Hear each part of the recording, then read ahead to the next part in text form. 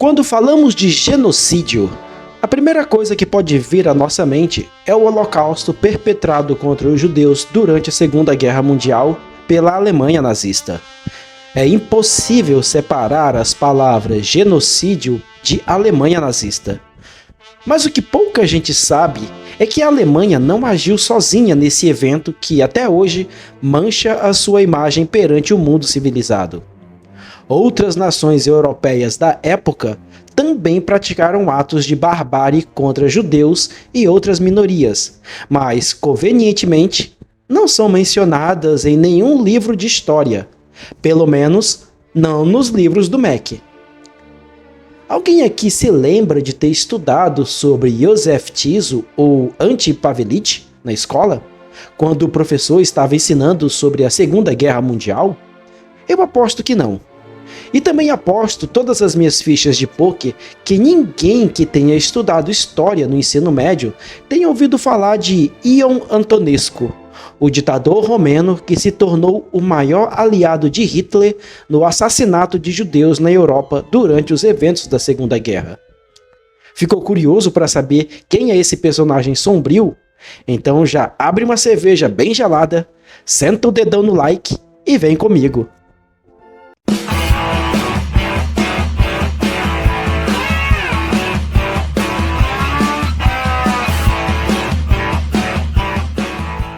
Ion Antonescu nasceu em 1882 e fez carreira no exército romeno, ganhando notoriedade por sua disciplina e nacionalismo extremo. Em um período de grande instabilidade política na Romênia, ele se destacou como um líder autoritário e defensor de reformas militares. Com a crescente influência da Alemanha nazista e a ameaça da União Soviética, Antonescu viu sua oportunidade de tomar o controle do país. Em setembro de 1940, o rei Carol II foi forçado a abdicar em favor de seu filho, Miguel I. E, embora Miguel fosse, em tese, o rei da Romênia, sua pouca idade e experiência na esfera política permitiram que Antonescu assumisse o poder do país como conducator, líder em romeno, e estabelecesse uma ditadura militar, transformando o rei em apenas uma figura simbólica. Ele logo se aliou à Guarda de Ferro, um movimento fascista romeno, mas depois rompeu com eles e consolidou seu domínio absoluto. A relação de Antonescu com a Guarda de Ferro foi inicialmente de aliança, mas rapidamente se deteriorou e resultou em um conflito sangrento. Quando Antonescu tomou o poder em setembro de 1940, ele precisava de apoio político e militar para consolidar seu regime. Como todos nós sabemos e a Venezuela está aí para nos mostrar, todo ditador precisa do apoio das forças armadas para se manter no poder. E na Romênia da década de 1940, esse poder era a Guarda de Ferro. A Guarda de Ferro, um movimento fascista, ultranacionalista e antissemita, liderado por Oria Sima, era uma força poderosa na época. Como a Guarda de Ferro era pró-nazista e admirada por Adolf Hitler, Antonescu aceitou formar um governo em conjunto com ela, estabelecendo o chamado Estado Nacional Legionário.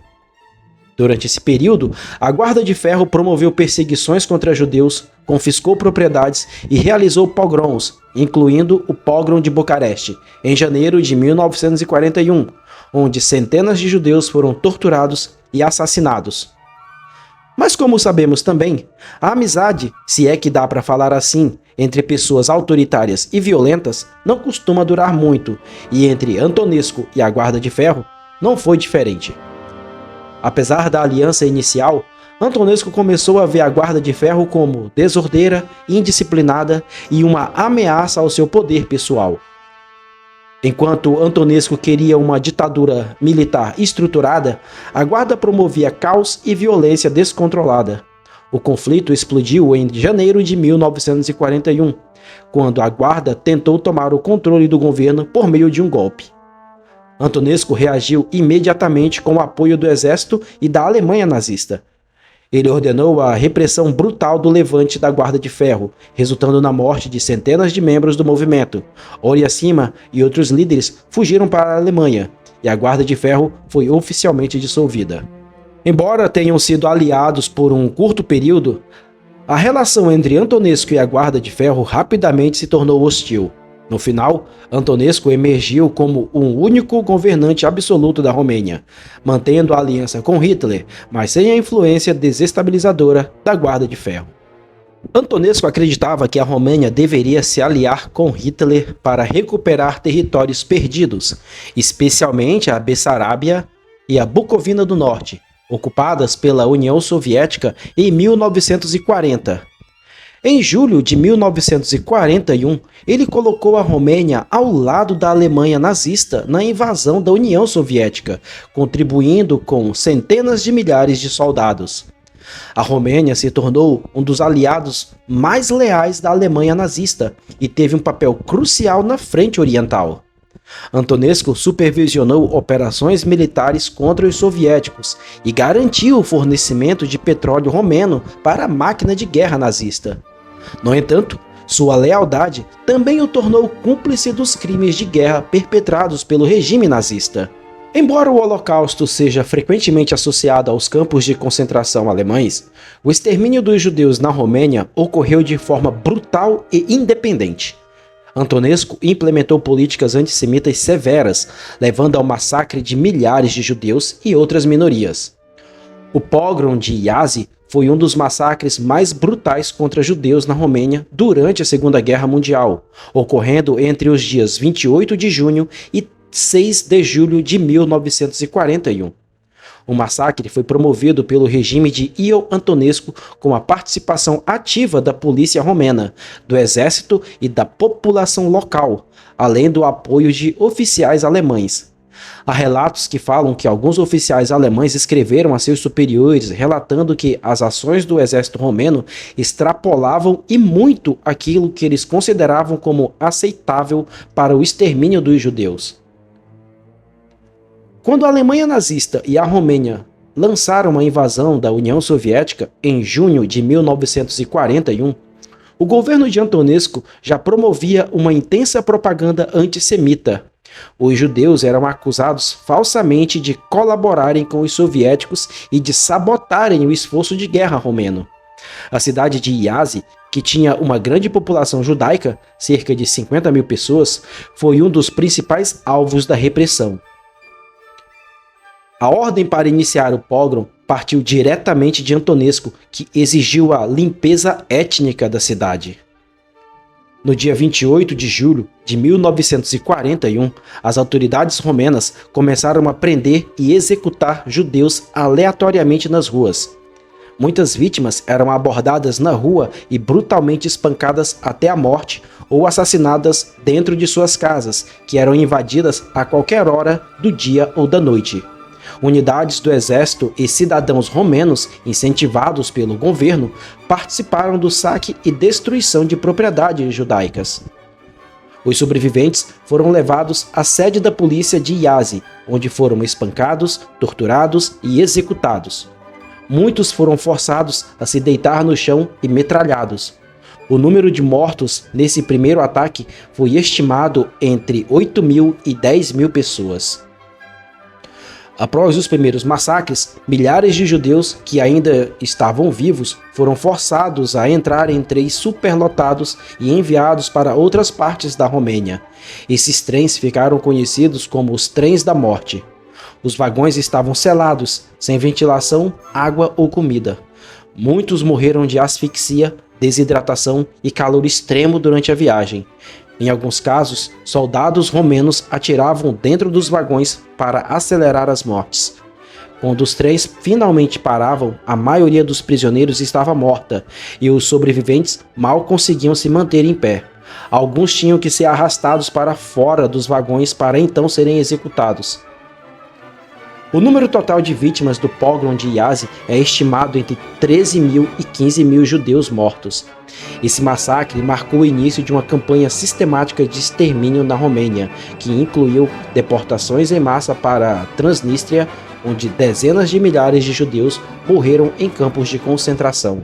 Pouco se fala sobre o Holocausto na Romênia, mas a verdade é que, sob o comando de Ion Antonescu, milhares de judeus não apenas morreram, Eles foram exterminados da forma mais cruel e impiedosa possível.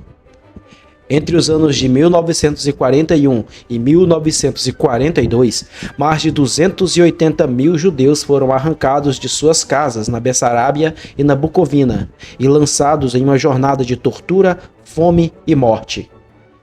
Mulheres, crianças e idosos foram espancados, humilhados e forçados a caminhar centenas de quilômetros, sem água, sem comida, sem descanso.